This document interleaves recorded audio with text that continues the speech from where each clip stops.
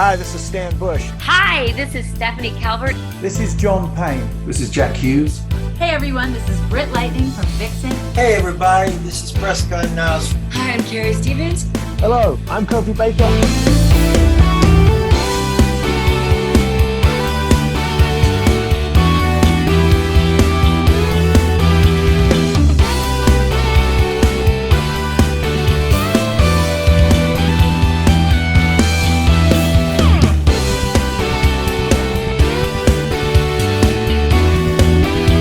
Listening to Play That Rock and Roll.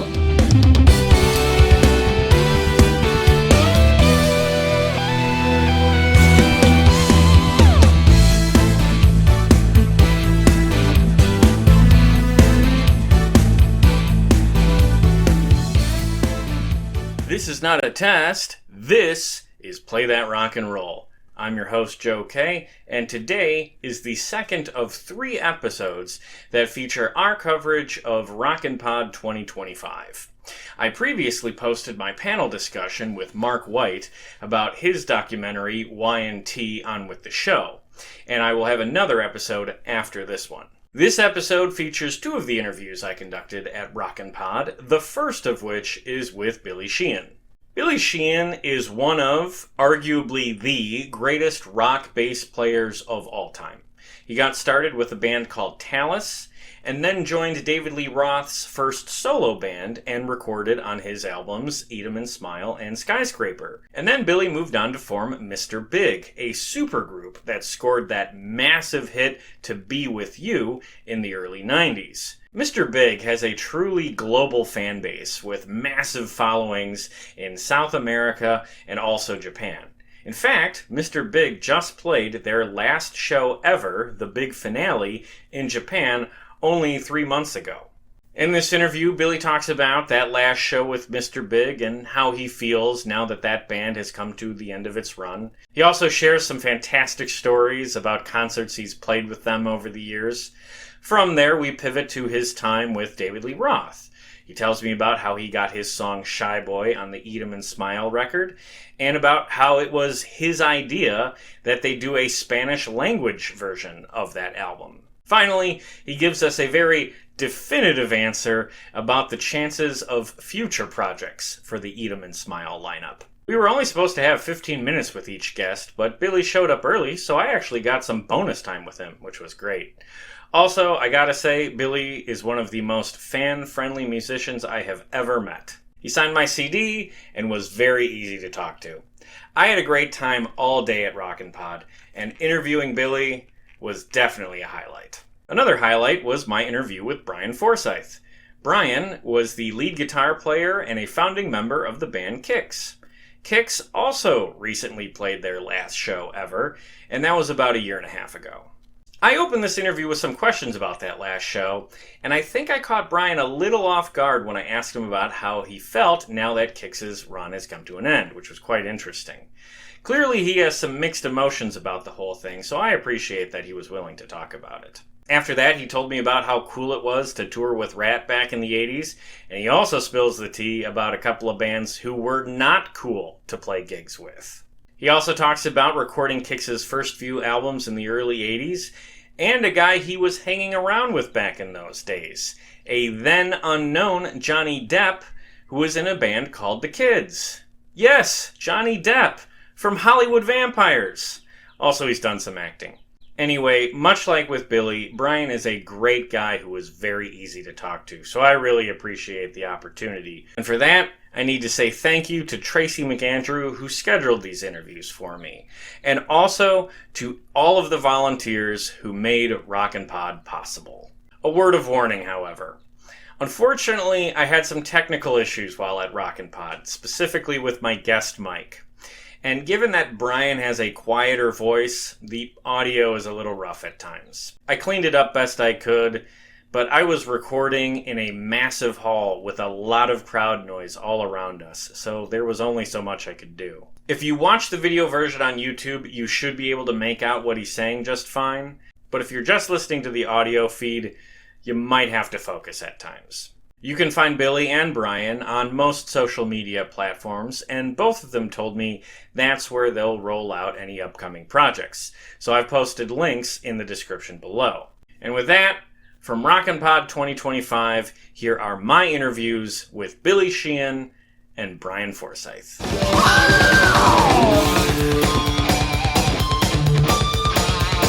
We are with Billy Sheehan today. How are you doing? I'm doing great. Thanks for having me. Okay, it's good to see you. So you are fresh off the big finale in Japan with Mr. Big.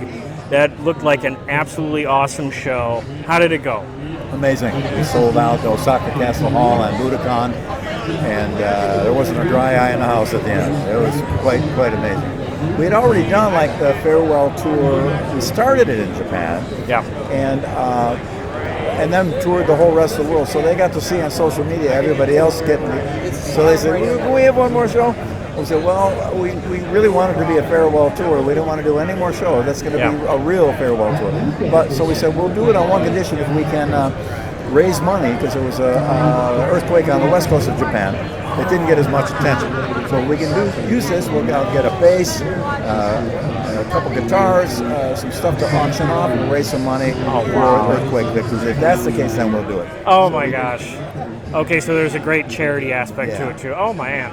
So, when you, and I know that, like you said, that was a real farewell. That's not going to be like, there's other bands where they say it, and that's not the case. Yeah, it is a real farewell. Yeah. Because a lot of people coming out to this tour, they traveled extensively and got hotels, and they flew across oceans to see us. So we can't just say, we decided to do it again. This is not fair. Yeah. Because they really went above and beyond the call of duty as fans, as they always do. Absolutely. Big fans are the greatest fans in the world. Period. No, inarguably. Absolutely. So there was, and a lot of bands now, God bless them, but they're out there playing, and it's not quite what it used to be.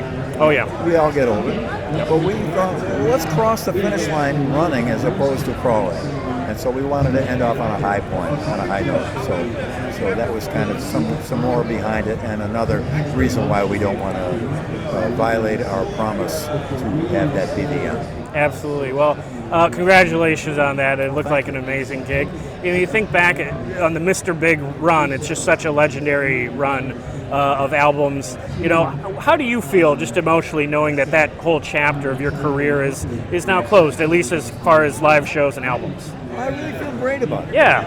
It's really because we did accomplish a lot.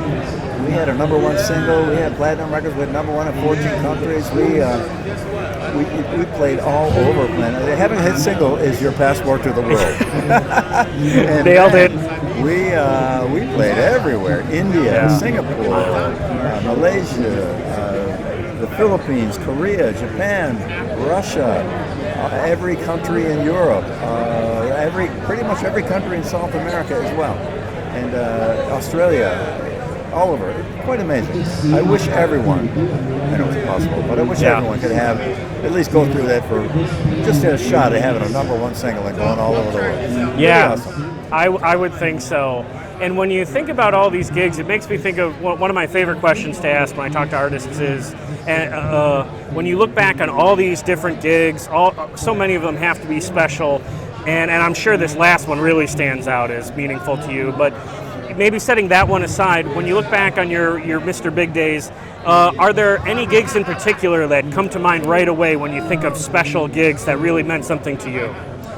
We did Santos Beach off the coast of near Sao Paulo, Brazil. Oh, okay. And we had no idea that during the day on a Brazilian soap opera they were playing To Be With You. Oh. So we thought, we'll play in Brazil. I hope some people show up. Yeah. And so it was the local Brazilian band, the Lemonheads, Henry Rollins, and Mr. Big. Oh, wow. Yeah, quite amazing. And so we got there early, did a little quick sound check, line check, and we're in the dressing room hanging out, waiting for the day to unfold. And I go up to look, and I go, man, it's crowds. They're kind of filling up. It's going to be a good day. Okay, cool. Woo, that's great. And the Lemonheads went on. They did a great job. I looked out and man, this is good. Henry Rollins goes up there. Holy cow. This is this is getting out of control. Yeah. We go up there, and there's 200,000 people. Wow. And it is insane. And so we were playing, and of course there's usually a line of security in the barricade in front of the band. But we're getting near the last song, the security leaves. Oh my God. They're gone. And we're thinking, oh my God. And now there's bonfires out in the distance, and probably shots being fired that we couldn't hear. Right. I don't No, it was the drums. It was the drums. Yeah. So we're up there. We had a great night too. It just went really well. Yeah. We were so pleased. Every time they go to Brazil now, I was at Santos Beach. I remember that. And so we off in the distance, we saw that the sun is going south. We saw these trucks. It was the army. They brought the army in to disperse the people on the beach. Oh my That's goodness. So all these soldiers got up with weapons and they cleared everybody else off the beach, and it was a pretty wild bunch of miners. That is epic. That is absolutely epic. Well, okay, that's a memory. Then on the flip side of that question, I also like to ask, is there any, usually I like funny stories if you have any of like a gig gone wrong or something that you're on stage and playing and you're just laughing because something unexpected happened. Do you have any funny stories like that? Well, this one we told a lot, but maybe some of your audience hasn't heard it. We were opening for Rush on the Presto tour, and they were so great to us. They were the greatest people, and they're so amazing every night. I cannot say enough good about them as people. And on top of it, they're Rush. Oh, yeah. So they were so kind. They let us come up for the encore. They play, Hey Baby, It's a Chord, In the Mood. Okay. We play with them, really cool. So we were in Atlanta, I think. Okay. And Paul's doing his guitar solo, and he's going to play the drill on his guitar. Oh, yeah. And what he meant to do was put his hand up to his ear to the audience, like, I can't hear you. So they cheered him, but he had the drill in his hand. So he let the drill up, and his hair hopelessly caught in the drill. Oh, my God. Now, he can't let go of the drill because it weighs a lot. Yeah. And he can't turn his guitar down because it's screaming and feeding back. So I was on side stage, I run out, get behind my amp. Yeah. And I did an emergency bass solo. Oh, okay. And I started playing, I'm looking over my shoulder saying, is he all right? Yeah. So then I found out later that he went behind my amp, the crew guys were there with the scissors. And he goes, no, don't cut my hair, just hit the reverse button and hit the trigger again. So they did. They hit the reverse button and back the other way, and it was stuck in even worse now. Oh no! So they managed to unscrew get the bit out of the drill, and then pull it through his hair. Okay. And he got out, and we managed to continue the show. The next show we did, Rush and their crew, Rush's crew, put all the power tools they traveled with all over the stage. So we had circular saws and drills and littered all over the stage, is a way to say. Be careful with power tools, kids. Oh my gosh, that is funny. That if you were able to get the drill bit and it was stuck in his hair, that could be like a fashion statement. We had fans showing up with no. Oh no, not really. Yeah, that would have been great. Well, of all the music you've been a part of, the stuff that I love the most, of course, is what you did with Diamond Dave. Right. Eat 'Em and Smile, Skyscraper, two of my favorite albums. Thank you. Take me back to those days. How did you get that gig with Diamond Dave? Because that Eat 'Em and Smile lineup is genuinely, that's a super group, like a real super group. Well, Talus toured with Van Halen, my band Talus with Van Halen in 1980. We did about 30 shows with them. So I got to know the band and talk with them a lot, and they got to see me play. When they came to Buffalo one time, they came out to see Talus play. Oh, nice. And when Dave left, he contacted me. Initially, he was talking with Steve Stevens for guitar. Oh, interesting. And Steve was wise, I think, to stay with Billy Idol. It's such a great pairing, those two guys together, so great. Oh, yeah. And so I told Dave, I know another Steve. Steve, I was on the same label as me. Okay. And we had spoken about playing together at one point on the phone before I had met him. But I told him, I know this other Steve. And so we brought Steve down. He was the man, perfect guy for the gig. And then Dave told me and Steve to go find a drummer. So we went out and did auditions, found Greg Bissonette, and that was that. Put that whole band together and did the Eat 'Em a Smile record. Came out the following summer, 4th of July. Okay. I went out there summer of 85 and the summer of 86. 4th of July it came out, or around then. And then that was that. We toured and it was great. We went back in, did Skyscraper, and I didn't go on that tour. Skyscraper wasn't to my liking. Okay. It was made completely different than Eat 'Em and Smile. It was Dave took a chance, and I respect him for that. But it wasn't my cup of tea. Oh, okay. And so I went on and started Mr. Big, and that was it. But we had a ride in that band. We played all over the USA, some Canadian dates. Never played out of the country. I did. Okay. With Eat 'Em and Smile. And but I still am forever grateful to Dave. The biggest break of my life, and giving me a PhD in showbiz inadvertently. I was just going to say, I mean, you must have learned so much about kind of that rock star persona just by being around that guy. And I think of all those great music videos. You know, I've heard mixed things about making music videos back in those days. Were you someone who enjoyed making them, or were they a pain in the ass? It's a lot of work. Yeah. It's really hard. Yeah. The Yankee Rose video, we shot all day long. We ran through that song about 50 times at full speed. And I know my legs were so sore the next day, I had to walk up the stairs backwards. Unbelievable. But it was again, a great experience seeing how Hollywood works and how a real proper video shot with a real crew and all that. It was quite amazing. And again, I'm supremely grateful to have been there. Well, certainly, yeah. I'm sure, that's the thing with videos. It looks like a big party, but people don't realize that it's a lot of work. Yeah. You guys are putting the effort in. And then you wrote Shy Boy on Eat 'Em and Smile, right? Yeah, it was a talent song. Oh, that was, okay. Sink your teeth into that record. And I wrote it in my basement on I bought a $35 body of a Telecaster. Because it had a knothole in it from Schecter. Oh. And a guy came to a gig and sold me a bag of parts which contained a Telecaster neck and a couple other things. Bolted it on, put the pickups on, and played it through a deluxe reverb amp that I bought for about $50. Okay. And wrote almost all the Sink Your Teeth into that record on that, including Shy Boy.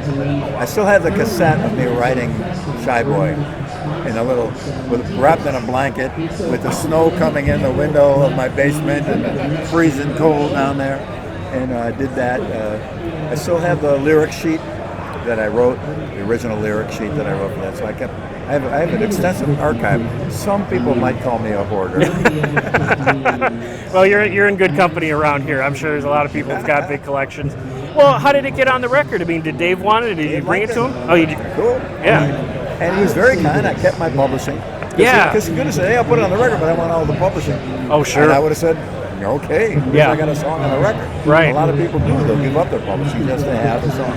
But he was so generous to me. He just said, I just earned my publishing off that song. Yeah. Bang. He got an arranger's credit because the original song, the solo was in the same key as the rest of the song.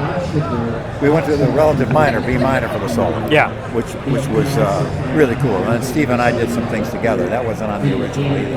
Okay. But yeah, so he was. Thank you, Dave. Yeah. Well, that's one of the best songs on an already great record. Oh, thank you. And one thing I know about that record, of course, is there's that Spanish language version of the album.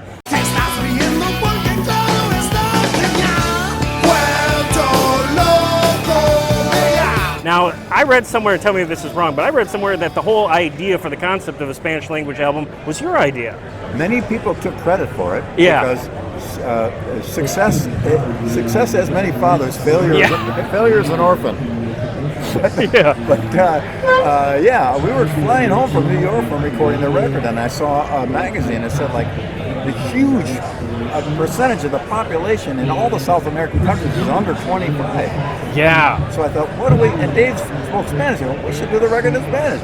And Dave's manager thought, stupid idea. And then sure enough, we ended up doing it, and it was great.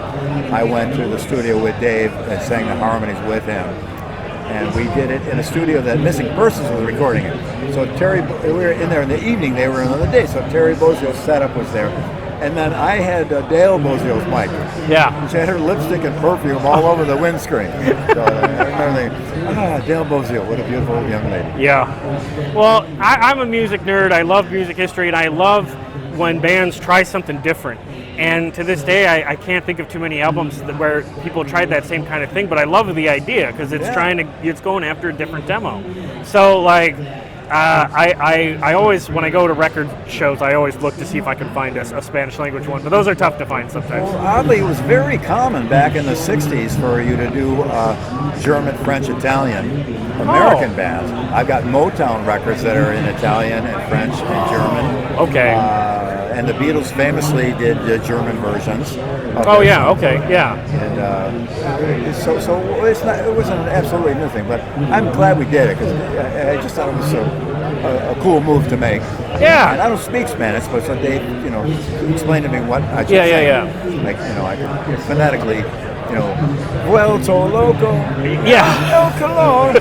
Tímido, hasta Luido. Was he nervous at all about some of the pronunciation stuff? Or was he I mean, he's Dave, right? Yeah. I think he's Japanese now, too. Yeah, that's another thing. I'm surprised there's a Japanese version of that. Well, the last show I saw before COVID hit was in January 2020. I saw Dave in Vegas. I was one of 3 shows, and he was great. I really had a great time that night. So I know this is the question you probably get 100 times, but I saw that he's playing M3. Do you think there's a chance that maybe the Eat 'em and Smile band might ride again? Nope. No? Oh, that's a shame. Yeah, we get that question. I think that's 10,768. I got to mark it up. Absolutely. Well, I wouldn't be a podcaster if I didn't have one of those questions for you. But, okay, so Mr. Big is wrapped up. We're here hanging out at ROCKNPOD. What are you up to nowadays? Writing like a fiend. Oh, nice, okay. Practicing my bass like a supreme fiend. I got a lot of new things I'm working on, and some of them take a great amount of effort and time to really get my hands and muscles grooved in on them because they are complex and complicated. Not necessarily sounding complex, but there's things that are difficult to do. So I'm just so happy that I get up every morning, feed the cats, give them their tiki stick, and I go downstairs and I start hitting it hard. And usually when I'm off the road, I don't have calluses. My calluses are major. Yeah. Right now, I've been hitting it real hard. And I play guitar and write on guitar as well. Just learning a whole different approach to some of the chording that I've done in the past. And so I just want to write a lot, and I have about 2 or 3 groups of people that I will be working with on some records and possibly touring as well. Oh, awesome. Okay. None that I can speak of at this point, but a lot of folks. We can find out about that on your social media? Yes, because I manage my own social media. People often write, "Is this Billy's manager?" No, it's me. I don't believe it. Well, what can I do? It's blue check marks. Facebook verify. Come on, it's me. So, and I enjoy it because I get amazing, incredible, sweet, and generous emails from people all over the world. Yeah. And it's so wonderful. I answer them all. And sometimes I only have time to click a heart or a thumbs up or just a quick thank you. But social media, as much trouble as the internet can be sometimes, man, it's a great way. Anybody from Tierra del Fuego can write to me anytime, and a lot of bass players on there, and I help them out as best I can with whatever advice I can give them, helping them out. Oh, cool. I plan on doing some online master classes soon. Nice. Having somebody set up a video studio for me to do that. Okay. Because right now I do them here in Nashville because I live here. Yeah. But doing them anywhere else means I got to fly in, get a hotel, get ground transportation, and it just makes it inordinately expensive. So here I can do it relatively. People have flown in from all over.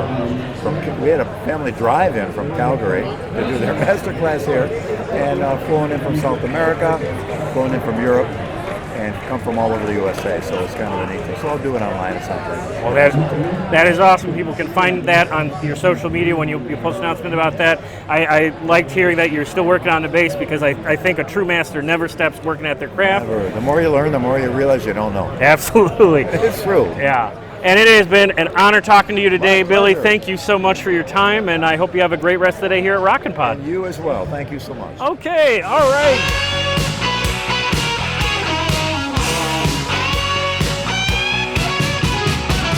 All right, we are here with Brian Forsythe from Kicks and Rhino Bucket. Brian, how are you doing today? Good. Good. It's good to see you. So, Kicks played your farewell show just about over a year and change ago. How are you feeling since the band closed up touring?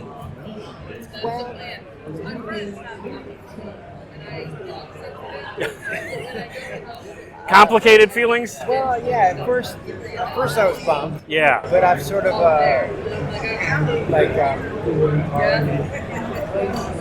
Like acceptance, like the Yeah, 12 yeah, steps? yeah. Yeah.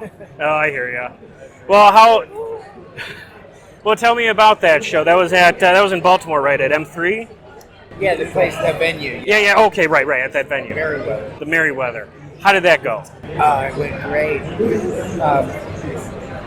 Like they pulled all the stops for production. They gave us full production. Usually that venue, for M3, it's a festival, so we're just mixed in with a bunch of other bands. Right. And in those situations, it's got a built-in crowd, so you're not sure who's actually there to see you or who's just there. Yeah. And so doing this final show at that venue, we sold it out. And, Wow. I mean, it was as far as you could see. Yeah. Someone took an aerial shot, and it was just incredible. And you realize, doing that, we realized, all these people were here for us, and like we should have done this earlier. Yes, absolutely. Well, that's so great that you guys got to have that moment, that capstone moment at the end of the run. And yeah, there's tons of Kicks fans going, because you guys go back to the 70s. I think a lot of people think of like hard rock as like a late 80s kind of bandwagon thing, but like Kicks was around in the early days. Yeah, we formed in, December '77. Okay. So just at the end of December. Then there was a big blizzard. Oh. 2 weeks later, we got together again. But it was the first song we worked on. I remember, when they were sort of trying me out. Okay. Or actually, I was trying them out. Right, there you I go. wasn't sure if I wanted to do it. Yeah. But they came to my parents' basement. I was living at home at my parents' house. And the first song we worked on was Atomic Bombs.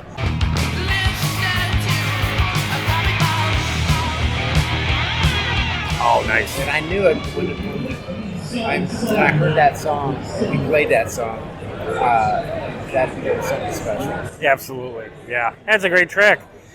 So we were talking about the last show at the Merriweather. I know that must have been a very special show for you. But one of my favorite questions whenever I'm talking to artists is, what are the gigs that stand out in your mind that really stand out as being special to you? So maybe setting the Merriweather show aside, because that's the most recent one. When you look back on your run with Kicks, were there moments where at certain gigs where you thought, "Wow, this is special"? Yeah, there were certain points in our career, like when we got on the Rat tour. That was the first Nice. full extended tour. Like before that, we do like one-offs or like a couple shows here and there. Yeah. We never did a full-on tour. So that was the first tour.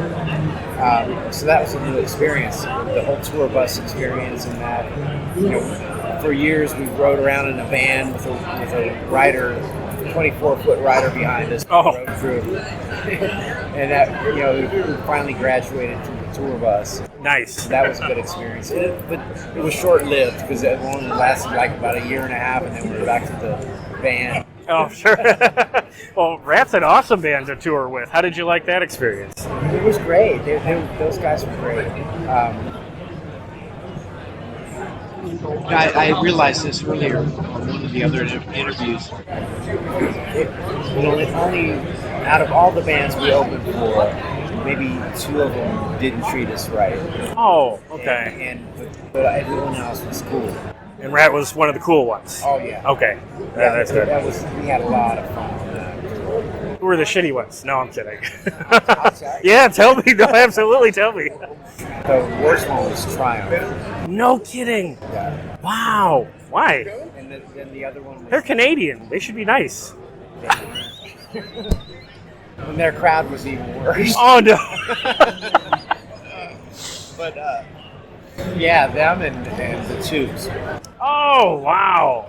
But I shouldn't say the Tubes. It was just V-Wave. You know what? I saw him in concert once, and he was, like, getting political, and the crowd was booing him, and he was kind of yelling back at them. And now, I don't want to get political, but it's kind of a mixed response there. Yeah, it was kind of curmudgeon. yeah, a little bit. That's a good word. Yeah, that's a good way to put it. Oh, that's But funny. his band was nice. Well, yeah. And I think that was the problem. He had a resentment right off the bat. I can remember we were at the sound check, the first show. Like we did a mini tour with them. And he walks on stage. And before we got there, the road crew was setting up our stuff. And he goes, he looks at our amps, our cabinets, and he goes, looks like this is going to be loud. And the guitar tech, he didn't know who he was. Okay. And he goes, don't worry about it. Like that. And it totally pissed him off. Yeah. And later on, we're down at the catering. I don't know, he was just giving us a stink eye. And then to top it off, the Tubettes, the backup singers, were hanging out in our dressing room eating like that. Oh. Oh, that's too funny. That's like Back to the Future. Sorry, kids, you're just too damn loud, you know? Oh, too funny. Well, hey, so as a matter of coincidence, today's Record Store Day. Yeah. Did Kix do anything today, or this year, for Record Store Day? I know you guys have done it in the past. I can't recall if I saw anything on the list. Not that I know of. Yeah. Well, is that something you would get into, like just as a music fan? Do you ever go and go to the Record Store Day stuff? No, my sister and her husband get into that. Oh, nice. And they're friends. And I'm too lazy. Oh, yeah. So my favorite album of yours is Cool Kids. I love your early stuff. The first two records are... Actually, no, the first three records are truly a really nice run. I enjoy those a lot. So can you take me back to the days of putting Cool Kids together? Like, what do you remember about those sessions? We did it down at Criteria in Miami. Oh, nice. Which is a legendary studio. Yeah. And I didn't know anything about it until we got there, and I started finding out who had been there before, and like Layla was recorded in Studio B. Oh, yeah.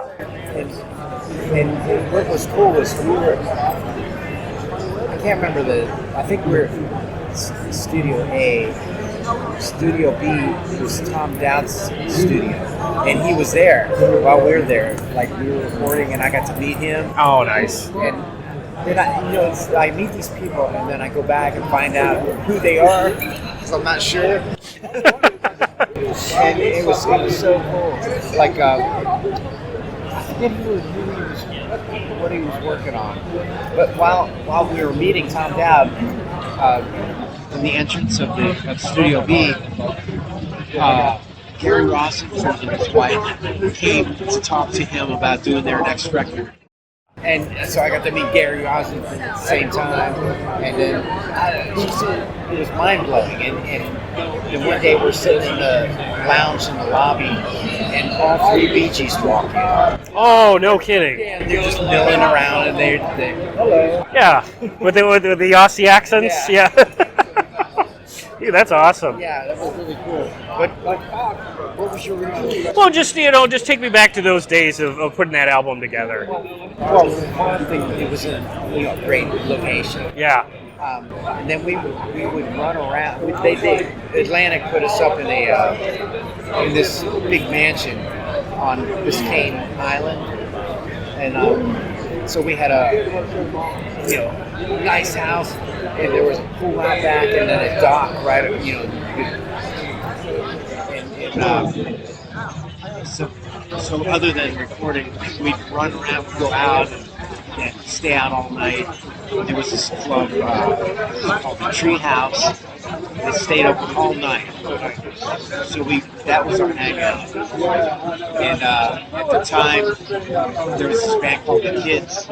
Okay. Playing down there, and the guitar player was Johnny Depp.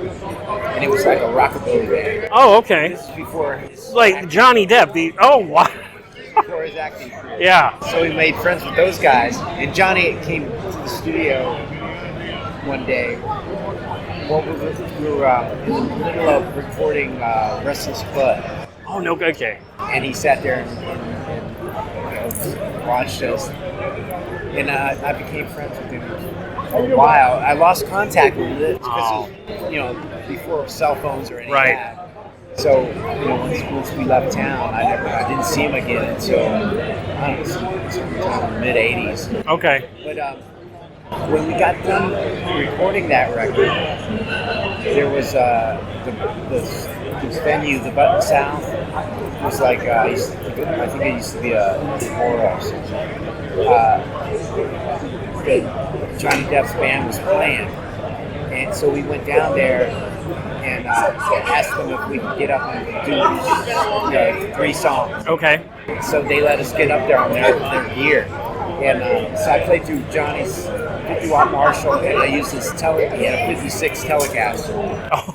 And cool. Man, the sound is so good. Yeah. But we did 3 songs and then got off the stage. Well, that's awesome, man.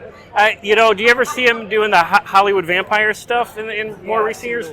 They need to get you in that band. That's what I want to see. I do it. Yeah, absolutely.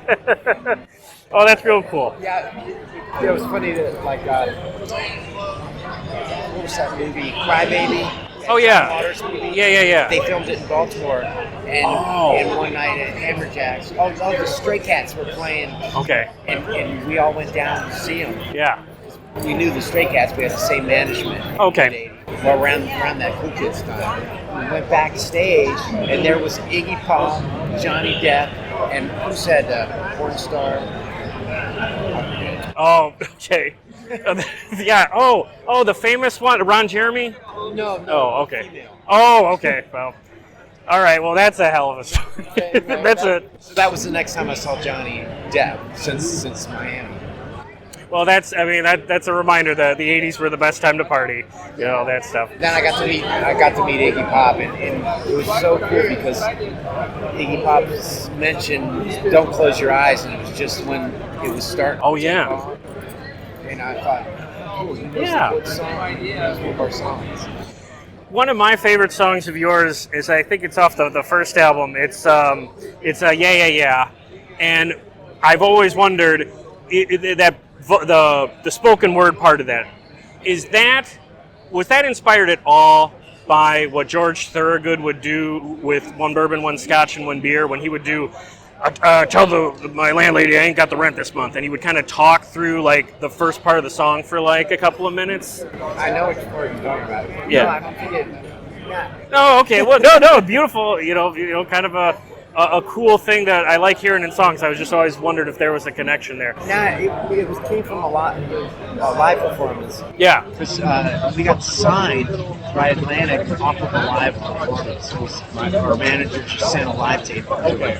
And our A&R guy said, you got to do that part in that song. Yeah. So Steve had to memorize. The night that you taped it for the Atlantic people, we took that tape and learned that rap. That was the only night that he ever did that rap. Like, usually he'd do a different one every night. And so then from then on, he had to do that rap. It's funny as hell. I crack up every time. Okay, last question for you. The phrase, get your monkeys out. Hilarious. Where did that come from? You have to ask Donnie. Okay. In fact, it's funny. One of the best ever titles I've ever seen. I think we all hated that song. Donnie song. Okay. Liked it. Well, you know what? At least there's one fan of it, I guess. Well, okay. Well, Brian, tell me what you're up to nowadays. Still playing with Final Bucket. Okay. It's very occasional though. Okay. It's nothing steady. And I'm living here in Nashville. Oh, awesome. So I'm wide open. I'm open to maybe make some connections and do something. Cool. And people can find out about what you're up to on your social media. Speaking of your social media, I am also a Black Cat owner. I love all the pictures you post. That's awesome. It has been such a joy talking with you today. Thank you for your stories and your time, man. This has been great. Yeah, thanks for having me. Okay. Thanks, Brian. This was awesome. Hey, thanks for listening. You know, there's no shortage of great content out there, so you choosing to spend some time listening to this show means quite a lot. If you're so inclined, please give this podcast a 5-star rating and a positive review wherever you get your podcasts. And share our links wherever you can. Or mention this show to anyone you know looking for a podcast recommendation. All of this helps us out a great deal, and I appreciate it. You can connect with us on social media too.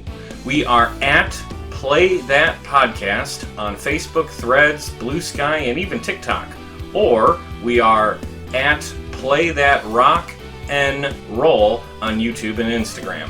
Please post a comment and say hello. Finally, Play That Rock and Roll is a proud member of the Pantheon podcast community. So if you're looking for more music podcasts beyond this one, trust me, start with Pantheon. You won't be disappointed. Otherwise, I appreciate any and all efforts you take to support us here at Play That Rock and Roll. Be sure to join us next time for more great music and stories from the world of classic rock.